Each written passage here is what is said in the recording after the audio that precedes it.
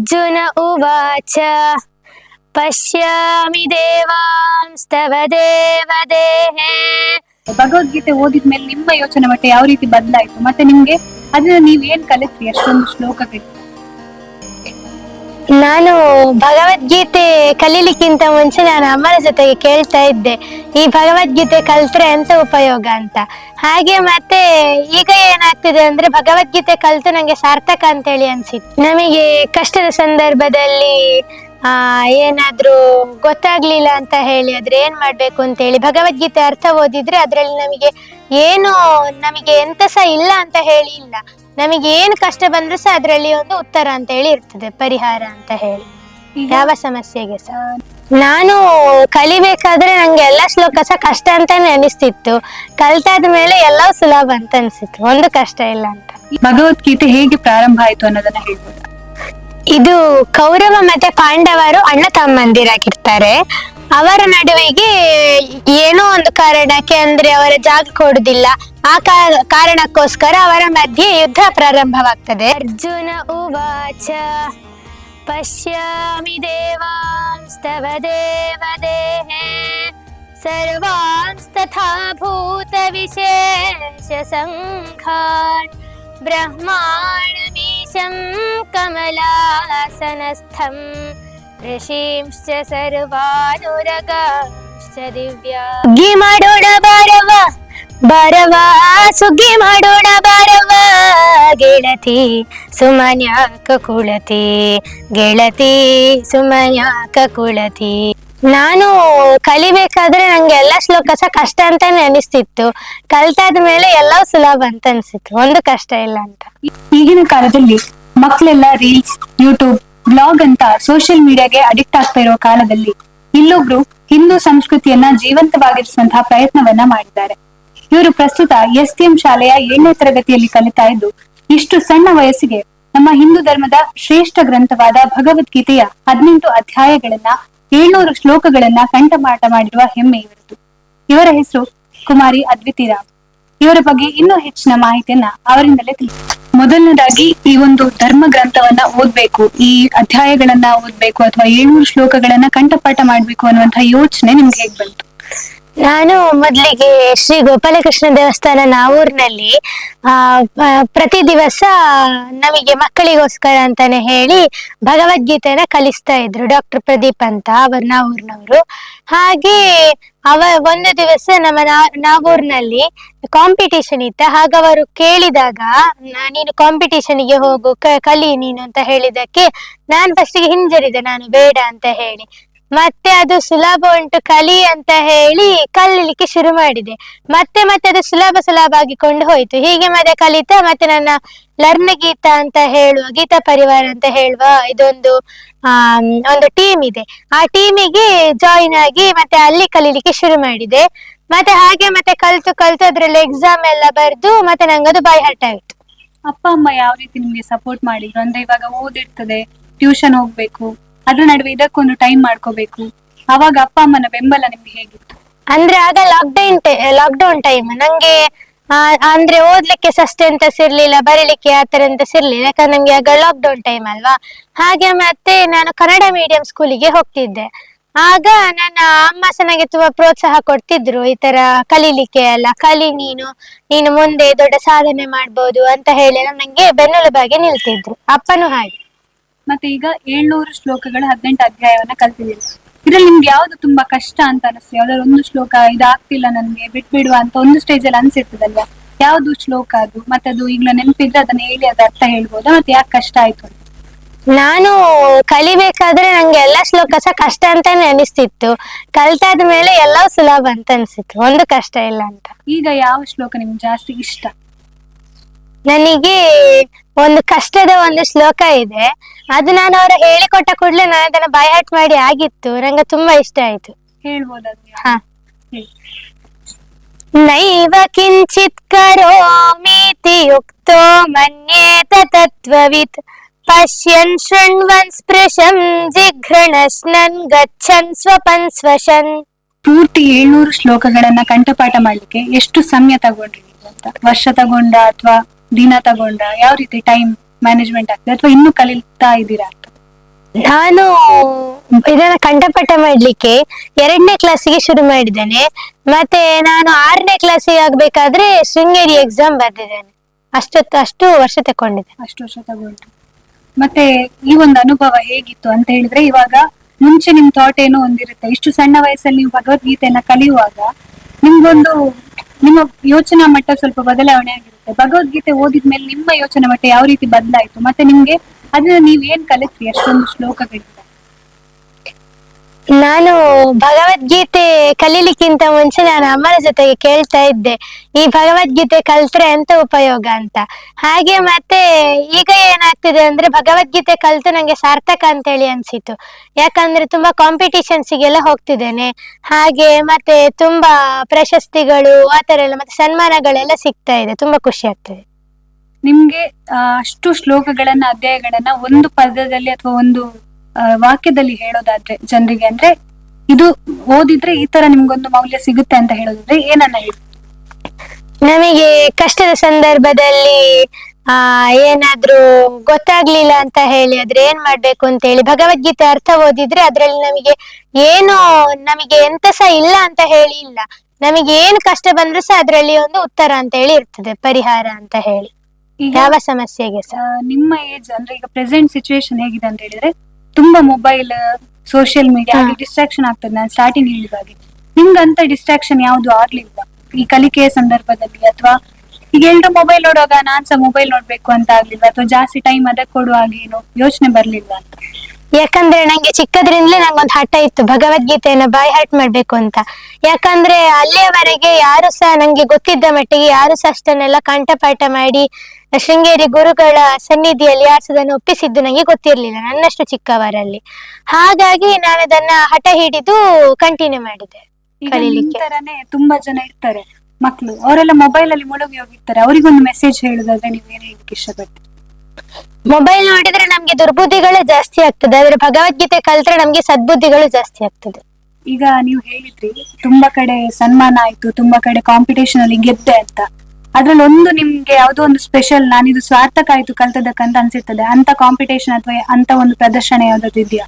ಹೌದು, ನಾನು ಮೊನ್ನೆ 29 ತಾರೀಕಿಗೆ ಶ್ರೀ ಸೋಂದಾ ಸ್ವರ್ಣವಲ್ಲಿ ಮಹಾಸಂಸ್ಥಾನ ಶಿರಸಿ ಅವರು ನಡೆಸಿದ್ದು ರಾಜ್ಯ ಮಟ್ಟದವರು, ತಾಲೂಕು ಮಟ್ಟವರು ಪ್ರತಿ ವರ್ಷ ಸಹ ನಡೆಸ್ತಿರ್ತಾರೆ. ತಾಲೂಕು ಮಟ್ಟ, ಜಿಲ್ಲಾ ಮಟ್ಟ, ರಾಜ್ಯ ಮಟ್ಟ. ಇಲ್ಲಿಯವರೆಗೆ ಹೋದದ್ದಲ್ಲಿ ನಂಗೆ ಪ್ರೈಸ್ ಎಲ್ಲ ದೊರೆತಿರ್ಲಿಲ್ಲ. ಮಾತ್ರ ಈ ಸರ್ತಿ ಏನಾಯ್ತಂದ್ರೆ, ನಾನು ಹಠ ಹಿಡಿದು ಅಂದ್ರೆ ಅವರದೇ ರಾಗದಲ್ಲಿ ಹಾಡ್ಬೇಕಿತ್ತು. ನಂಗೆ ಅದು ಇಲ್ಲಿವರೆಗೆ ಗೊತ್ತಿರ್ಲಿಲ್ಲ. ಈ ವರ್ಷ ನಂಗೆ ಅದು ಗೊತ್ತಾಯ್ತು, ಅದು ಅವರದೇ ರಾಗದಲ್ಲಿ ಹಾಡ್ಬೇಕು ಅಂತೇಳಿ. ಅವರದೊಂದು ಯಮನ್ ರಾಗ ಅಂತ ಹೇಳಿದೆ, ಆ ಮಠದಿಂದ ಕಳ್ಸಿದ್ದು. ಹಾಗೆ ಅದೇ ರಾಗದಲ್ಲಿ ಹಾಡಿ ನಾನು ಈ ಸರ್ತಿ ಮೊನ್ನೆ 29 ತಾರೀಕಿಗೆ ರಾಜ್ಯ ಮಟ್ಟದ್ದು ಭಗವದ್ಗೀತಾ ಕಂಠಪಾಠದ ಹಿರಿಯ ಪ್ರಾಥಮಿಕ ವಿಭಾಗದಲ್ಲಿ 2ನೇ ದ್ವಿತೀಯ ಸ್ಥಾನವನ್ನು ಪಡೆದಿದ್ದೇನೆ. ಈಗ ಈ ಕಂಠಪಾಠ ಅಥವಾ ಭಗವದ್ಗೀತೆ ಬಿಟ್ಟು ಉಳಿದ ಯಾವ ಕ್ಷೇತ್ರಗಳಲ್ಲಿ ಆಸಕ್ತಿ ಇದೆ, ಮತ್ತೆ ಯಾವ್ದಾದ್ರು ಇದಕ್ಕಿಂತ ಹೆಚ್ಚಿನ ಕ್ಷೇತ್ರದಲ್ಲಿ ನೀವು ಇವಾಗಲೇ ಆಸಕ್ತಿಯನ್ನು ಬೆಳೆಸ್ಕೊಳ್ತಿದ್ದೀರಾ? ಹೌದು, ನಾನು ಅಂದ್ರೆ ಈ ದೇವರ ಸ್ತೋತ್ರಗಳು ಆ ತರದ್ರಲ್ಲೆಲ್ಲ ನಂಗೆ ಇಷ್ಟ ಇದೆ, ಆಸಕ್ತಿ ಉಂಟು. ಮತ್ತೊಂದು ಸಂಗೀತ, ಭರತನಾಟ್ಯ ಈ ತರದ್ರಲ್ಲೆಲ್ಲ ಆಸಕ್ತಿ ಇದೆ. ನಾನು ಈಗ ಕ್ಲಾಸಿಗೆ ಸಹ ಹೋಗ್ತಾ ಇದ್ದೇನೆ. ಮತ್ತೆ ಮುಂದೆ ಫ್ಯೂಚರ್ ಅಲ್ಲಿ ಇನ್ನು ಇದನ್ನ ಕಂಟಿನ್ಯೂ ಮಾಡೋದು, ಇದ್ರಲ್ಲಿ ಏನಾದ್ರು ಅಧ್ಯಯನ ಮಾಡ್ಬೇಕು ಅಥವಾ ಇದನ್ನ ಇನ್ನು ಡೆವಲಪ್ ಮಾಡುವ ಪ್ಲಾನ್ ಇವಾಗ್ಲಿಂದಲೇ ಏನಾದ್ರು ಇದೆಯಾ? ಹೌದು, ಇದರ ಅರ್ಥ ಸಹಿತ ಕಲಿತು ಇದು ಶ್ಲೋಕವನ್ನ ಕೇಳಿದಾಗ ಅರ್ಥ ಹೇಳುವ ಹಾಗೆ ಆಗ್ಬೇಕು. ಮತ್ತೊಂದೇನಂದ್ರೆ ಅರ್ಥ ಹೇಳಿದಾಗ ಅದ್ರ ಶ್ಲೋಕ ಹೇಳುವ ಹಾಗೆ. ಮತ್ತೊಂದೇನಂದ್ರೆ ಈ ಶ್ಲೋಕಗಳಲ್ಲಿ 700 ಶ್ಲೋಕ ಇದೆಯಲ್ವಾ, ಈಗ 15.2 ಅಂತ ಹೇಳಿದ ಕೂಡ್ಲೆ ನಾವು 15ನೇ ಅಧ್ಯಾಯದ 2ನೇ ಶ್ಲೋಕವನ್ನ ಹೇಳುವಾಗೆ ಆಗ್ಬೇಕು. ಇಲ್ಲಾದ್ರೆ ಒಂದು ಶ್ಲೋಕ ಹೇಳಿ ಇದು ಎಷ್ಟನೇ ನಂಬರ್ ಯಾವ ಅಧ್ಯಾಯ ಅಂತ ಕೇಳಿದ್ರೆ ಎಷ್ಟನೇ ಲೈನ್ ಅಂತ ಕೇಳಿದಾಗ ಹೇಳುವಾಗೆ ಆಗ್ಬೇಕು. ಆ ತರದೊಂದು ಆಸೆ ಇದೆ. ಮತ್ತೆ ನಿಮ್ಮ ಫ್ಯೂಚರ್ ಗೋಲ್ ಏನು ಮುಂದಕ್ಕೆ? ಇದಲ್ಲದೆ ಡ್ರೀಮ್ ಏನಾದ್ರು ಇದೆಯಾ ಇವಾಗ್ಲೇ, ಫ್ಯೂಚರ್ಗೆ ಈ ತರ ಆಗ್ಬೇಕು? ನನಗೆ CA ಆಫೀಸರ್ ಆಗ್ಬೇಕು ಅಂತ ಹೇಳಿದೆ. ಮತ್ತೊಂದು ಭಗವದ್ಗೀತೆಯನ್ನ ಸಮಾಜಕ್ಕೆ ಎಲ್ಲರಿಗೂ ಕಲಿಸ್ಬೇಕು ಅಂತ. ಇವಾಗ ಪ್ರಸ್ತುತ ದಿನದಲ್ಲಿ ನೀವು ಅದನ್ನ ಡೈಲಿ ಅಡಾಪ್ಟ್ ಮಾಡ್ಕೊಳ್ತಿದ್ದೀರಾ? ಅಂದ್ರೆ ಸಂಜೆ ಅಥವಾ ನಿಮ್ಗೆ ಈಗ ಟೈಮ್ ಇರಲ್ಲ, ಬೆಳಗ್ಗೆಯಿಂದ ಸಂಜೆ ತನಕ ನೀವು ಬೇಗ ಎದ್ದು ಸ್ಕೂಲಿಗೆ ಹೋಗ್ಬೇಕು, ಸಂಜೆ ಸ್ಕೂಲಿಂದ ಬರ್ಬೇಕು, ಯಾವ ಟೈಮಲ್ಲಿ ಅದನ್ನ ಅಭ್ಯಾಸ ಮಾಡ್ತಿದ್ದೀರಾ ಇವಾಗ್ಲೂ? ಅಂದ್ರೆ ನಾನು ಕೆಲವೊಮ್ಮೆ ಬೆಳಗ್ಗೆ, ಕೆಲವೊಮ್ಮೆ ಸಂಜೆ ಒಂದು ಅಧ್ಯಾಯದಾಗೆ ಅಥವಾ 20 ಶ್ಲೋಕದ ಹಾಗೆ ನಾನು ಹೇಳ್ತೇನೆ. 18 ಅಧ್ಯಾಯಗಳಲ್ಲಿ ಒಂದು ಅಧ್ಯಾಯ ನಿಮ್ಗೆ ನೆನಪಿದೆ, ಅದನ್ನ ನಮ್ಗೆ ಹೇಳ್ಬೋದಾ? ಆ ಅಧ್ಯಾಯದಲ್ಲಿ ಏನಿದೆ ಅಂತ ಚೂರು ಹೇಳಿದ್ರು ಸಾಕು. 11ನೇ ಅಧ್ಯಾಯದಲ್ಲಿ 15ನೇ ಶ್ಲೋಕ. ಅರ್ಜುನ ಉವಾಚ ಪಶ್ಯಾಮಿ ದೇವಾಂಸ್ತವ ದೇವದೇಹೇ ಸರ್ವಾಂಸ್ತಥಾ ಭೂತ ವಿಶೇಷ ಸಂಘಾನ್ ಬ್ರಹ್ಮಾಣಮೀಶಂ ಕಮಲಾಸನಸ್ಥಂ ಋಷೀಂಶ್ಚ ಸರ್ವಾನುರಗಾಂಶ್ಚ ದಿವ್ಯಾನ್ ಅನೇಕ ಬಾಹೂಧರ ವಕ್ತ್ರನೇತ್ರಂ ಪಶ್ಯಾಮಿ ತ್ವಾಂ ಸರ್ವತೋऽನಂತರೂಪಂ ನಾಂತನ್ನ ಮಧ್ಯಂ ನ ಪುನಸ್ತವಾದಿಂ ಪಶ್ಯಾಮಿ ವಿಶ್ವೇಶ್ವರ ವಿಶ್ವರೂಪ. ಇನ್ನೊಂದು ಪ್ರಶ್ನೆ, ಇವಾಗ ಇದನ್ನ ಕಲಿಬೇಕಂದ್ರೆ ನೀವು ಅವಾಗ ತುಂಬಾ ಸಣ್ಣೋರಿದ್ರಿ, ಯಾವ ರೀತಿ ಕಲಿತಾ ಇದ್ರಿ? ಬೇರೆಯವ್ರು ನಿಮ್ಗೆ ಓದಿ ಹೇಳ್ತಿದ್ರ ಅಥವಾ ನೀವೇ ಓದ್ತಿದ್ರ, ಕೇಳಿ ಕಲಿತಿದ್ರ, ಯಾವ ರೀತಿ ನಾನು ನಾನಾಗ ಹೇಳಿದ್ದಲ್ವಾ ಗೀತಾ ಪರಿವಾರ ಅಂತ ಹೇಳಿ ಒಂದು ಟೀಮ್ ಅಂತ ಹೇಳಿದೆ ಅಲ್ವಾ, ಅದ್ರಲ್ಲಿ ವಾರಕ್ಕೆ 7 ದಿವಸ ಅಂತ ಹೇಳಿ ಆದ್ರೆ ಒಂದು 5 ದಿವಸ ನಮ್ಗೆ ಕ್ಲಾಸ್ ಇರ್ತಿತ್ತು. ಅದು ನಾನು ಸಂಜೆ 7 ಗಂಟೆ 6 ಗಂಟೆ ಅಷ್ಟೊತ್ತಿಗೆ ತಕೊಳ್ತಿದ್ದೆ. ನನಗೆ ಶಾಲೆಯಿಂದ ಬಂದಾಗ ನಾನು ತಕೊಳ್ತಿದ್ದೆ 7 ಗಂಟೆ ಅಥವಾ 6 ಗಂಟೆ. ಹಾಗೆ ಅಷ್ಟು ಗಂಟೆ ಅಂದ್ರೆ ಅದು 3/4 ಗಂಟೆ ಕ್ಲಾಸ್ ನಡೀತದೆ. ಹಾಗೆ ಅದರಲ್ಲಿ ಏನಂದ್ರೆ ಅವರು ಹೇಳಿಕೊಡ್ತಾರೆ, ದಿನಕ್ಕೊಂದು 4 ಶ್ಲೋಕ ಹಾಗೆ ಹೇಳಿಕೊಡ್ತಾರೆ. ಹೇಳಿಕೊಟ್ಟು ಮತ್ತೆ ನಾನು ಅದನ್ನ ಸಂಜೆ ನಂದು ಕ್ಲಾಸ್ ಮುಗ್ದ ನಂತರ ಸ್ವಲ್ಪ ಹೊತ್ತು ಅದನ್ನ ಅಭ್ಯಾಸ ಮಾಡಿ ಮತ್ತೆ ನಂತರಕ್ಕೆ ನಂಗೆ ಎಕ್ಸಾಮ್ ಬರಿಬೇಕು ಅಂತ ಹೇಳಿ, ಅಂದ್ರೆ ಅದ್ರದ್ದು 4 ಅಧ್ಯಾಯಗಳದ್ದು ಎಕ್ಸಾಮ್, ಮತ್ತೆ ಫಸ್ಟಿಗೆ 2 ಅಧ್ಯಾಯದ ಎಕ್ಸಾಮ್, ಮತ್ತೆ 6 ಅಧ್ಯಾಯದ ಎಕ್ಸಾಮ್, ಆ ತರ ಎಕ್ಸಾಮ್ ಎಲ್ಲ ಇರ್ತದೆ. ಹಾಗೆ ಅದ ಸಂದರ್ಭ ಬಂದಾಗ ನಾನು ಅದನ್ನ ಬೈ ಹಾರ್ಟ್ ಕಲ್ತು ಎಕ್ಸಾಮ್ಗೆ ಅಪ್ಲೈ ಮಾಡ್ತಿದ್ದೆ. ಅವರು ಆಡಿಯೋದಲ್ಲಿ ಹೇಳಿದನ್ನ ನೀವು ಬರ್ಕೊಂಡು ಆಮೇಲೆ ಓದಿ ಕಲಿತಿದ್ರಿ? ಇಲ್ಲ, ಅದು ಬರ್ಕೊಂಡದಂದ್ರೆ ಅದು ಬುಕ್ಕಲ್ಲೇ ಇರ್ತದಲ್ವಾ, ಅದನ್ನೇ ಓದ್ಲಿಕ್ಕೆ ಪ್ರಯತ್ನ ಪಟ್ಟು ನಾನು ತಪ್ಪಿದ್ರೆ ಅದು ಆಡಿಯೋದಲ್ಲಿ ಎಲ್ಲ ಕೇಳಿ ಸರಿ ಮಾಡಿಸ್ಕೊಂಡು ಮತ್ತೆ ಪುನಃ ಕಲಿತಿದ್ದೆ. ಮತ್ತೆ ಎಕ್ಸಾಮ್ ಬರೆದ್ರಿ ಅಂತ ಹೇಳಿದ್ರಿ, ಅದ್ರ ಪ್ರೊಸೆಸ್ ಹೇಗಿರ್ತದೆ, ಮತ್ತೆ ಈ ಎಕ್ಸಾಮ್ ಬರೆದ್ರೆ ಏನ್ ಉಪಯೋಗ ಅದೆಲ್ಲ ಹೇಳಿ ಸ್ವಲ್ಪ. ಎಕ್ಸಾಮ್ ಇದ್ದು ಇನ್ಫಾರ್ಮೇಶನ್ ನಂಗೆ ಇದು ಫಸ್ಟ್ ಟೈಮ್ ಕೇಳಿದಾಗ. ನಂಗೆ ಇದು ಎಕ್ಸಾಮ್ ಅಂದ್ರೆ ಅವರು ಆನ್ಲೈನ್ ಅಲ್ಲಿ ಎಕ್ಸಾಮ್ ಮಾಡ್ತಾರೆ. ಅದು ಏನಂದ್ರೆ ನಾವು ಕಣ್ಣು ಮುಚ್ಕೊಂಡಿರ್ಬೇಕು, ಕೈ ಮುಗಿದುಕೊಂಡೇ ಇರ್ಬೇಕು. ಯಾರಾದ್ರೂ ಅಕ್ಕಪಕ್ಕದಲ್ಲಿ ಯಾರಾದ್ರೂ ಹೋದ ಕೂಡ್ಲೆ ಅವ್ರು ಹೇಳ್ತಾರೆ ಯಾರು ಅಕ್ಕಪಕ್ಕದಲ್ಲಿ ಹೋಗ್ಬಾರ್ದು ಅಂತ ಹೇಳಿ. ಮತ್ತೆ ಅವರು ಯಾವ್ದಾದ್ರದ್ರಲ್ಲಿ ಅಧ್ಯಾಯದ ಅಂದ್ರೆ ಸ್ಪಷ್ಟ ಉಚ್ಚಾರಣೆಗೆ ಅದಕ್ಕೆಲ್ಲ ಅಂಕ ಕೊಡ್ತಾರೆ. ಯಾವ್ದಾದ್ರು ಒಂದು ಅಧ್ಯಾಯದ ಅಂದ್ರೆ ಎಲ್ಲ ಅಧ್ಯಾಯದ ಶ್ಲೋಕ ಕೇಳ್ತಾರೆ. ಈಗ ಫಸ್ಟ್ ಇದ್ದು ಎಕ್ಸಾಮ್ ಅಂದ್ರೆ 4 ಎಕ್ಸಾಮ್ ನಡೀತದೆ. ಫಸ್ಟ್ ಇದು ಎಕ್ಸಾಮ್ ಅಲ್ಲಿ 2 ಅಧ್ಯಾಯದ ಎಕ್ಸಾಮ್ ನಡೀತದೆ. ಆ 2 ಅಧ್ಯಾಯದಲ್ಲಿ ಫಸ್ಟ್ ಇದ್ದು ಶ್ಲೋಕ ಮತ್ತೆ ಅಧ್ಯಾಯದ ಹೆಸರು ಮತ್ತೆ ಅದರ ನಂಬರ್ ಅದನ್ನೆಲ್ಲ ಕೇಳ್ತಾರೆ. ಅದನ್ನ ನಾವು ಹೇಳ್ಬೇಕು. ಆ ಶ್ಲೋಕ ಮತ್ತೆ ಅದರ ನಂತರದ ಶ್ಲೋಕನ ಹೇಳ್ಬೇಕು. ನಂತರ ಲಾಸ್ಟ್ ಇದ್ದ ಶ್ಲೋಕ ಕೇಳ್ತಾರೆ. ನಂತರ ಮಧ್ಯದಲ್ಲಿ ಯಾವ್ದಾದ್ರು 2 ಶ್ಲೋಕ ಕೇಳ್ತಾರೆ. ಎಕ್ಸಾಮ್ ಬರೆಯುವಾಗ ಅಂದ್ರೆ ಎಕ್ಸಾಮ್ ನೀವು ಹೇಳಿದ್ರೆ ವಿಡಿಯೋ ಕಾಲ್ ಅಲ್ಲಿ ಇದ್ದದ್ದು, ಹೇಗೆ ಅನಿಸ್ತು? ಅಂದ್ರೆ ಭಯ ಆಯ್ತಾ, ನರ್ವಸ್ ಆಯ್ತಾ ಸ್ಟಾರ್ಟಿಂಗ್ ಅಲ್ಲಿ? ಮತ್ತೆ ಪಾಸ್ ಆದ್ರೆ ಅಂತ ರಿಸಲ್ಟ್ ಹೇಗೆ ಬರ್ತದೆ? ಅದು ನಿಮ್ಗೆ ಅವರೇ ಮತ್ತೆ ಕಾಲ್ ಮಾಡಿ ಹೇಳ್ತಾರ ಅಥವಾ ಏನಾದ್ರು ಶೀಟ್ ಏನಾದ್ರು ಆತರ ಏನಾದ್ರು? ಅಂದ್ರೆ ಅದು ಎಕ್ಸಾಮ್ ಅಲ್ಲಿ ನಂಗೆ ಸ್ವಲ್ಪ ಹೆದರಿಕೆ ಆಗ್ತಿತ್ತು. ನಂತರ ನಾನು 1-2 ಎಕ್ಸಾಮ್ ಬರ್ದಾದ ನಂತರ ನಾನೇ ಧೈರ್ಯ ತಕೊಂಡು ಮತ್ತೆ ನಂಗೆ ಕಾನ್ಫಿಡೆನ್ಸ್ ಬಂತು. ಮತ್ತೆ ಅವರು ಹೇಗೆ ಕಳಿಸ್ತಾರೆ ಅಂದ್ರೆ ಅವರು ರಿಸಲ್ಟ್ ಮೊಬೈಲ್ ಅಲ್ಲೇ ಕಳಿಸ್ತಾರೆ. ಎಷ್ಟು ಎಕ್ಸಾಮ್ ಇತ್ತು ಟೋಟಲ್ ಇಲ್ಲಿ? 4. ಈಗ ಭಗವದ್ಗೀತೆ ಶ್ಲೋಕಗಳನ್ನೆಲ್ಲ ಕಲ್ತ್ರಿ. ಈಗ ನಮ್ಗೆ ವೀಕ್ಷಕರಿಗೂ ಇನ್ಫಾರ್ಮೇಶನ್ ಬೇಕು. ಭಗವದ್ಗೀತೆ ಹೇಗೆ ಪ್ರಾರಂಭ ಆಯ್ತು ಅನ್ನೋದನ್ನ ಹೇಳ್ಬೋದಾ? ಇದು ಕೌರವ ಮತ್ತೆ ಪಾಂಡವರು ಅಣ್ಣ ತಮ್ಮಂದಿರಾಗಿರ್ತಾರೆ. ಅವರ ನಡುವೆಗೆ ಏನೋ ಒಂದು ಕಾರಣಕ್ಕೆ ಅಂದ್ರೆ ಅವರ ಜಾಗ ಕೊಡುದಿಲ್ಲ. ಆ ಕಾರಣಕ್ಕೋಸ್ಕರ ಅವರ ಮಧ್ಯೆ ಯುದ್ಧ ಪ್ರಾರಂಭವಾಗ್ತದೆ. ಯುದ್ಧ ಪ್ರಾರಂಭ ಆದಾಗ ಅರ್ಜುನನ ಸಾರಥಿ ಕೃಷ್ಣ ಆಗಿರ್ತಾನೆ.